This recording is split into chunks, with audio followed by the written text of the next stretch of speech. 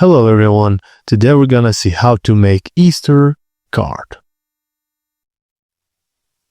Firstly, download and print the Easter card printable on thick cardstock. Carefully cut out the following elements: the blank card base, the bird illustration, the white oval shape, and the Easter greetings, the text. Fold the blank cardstock in half to form a card, then use a bone ball folder or scoring board to create the crisp fold. Protect your work area with parchment paper and brush a layer of Mod Podge into the white oval shape.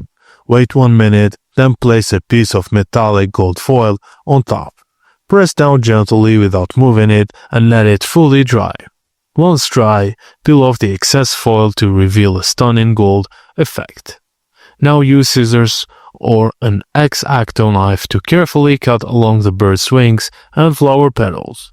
Gently curl the cut edges upwards to give the image dimension, and use distress ink to enhance the vintage effect by lightly shading the edges.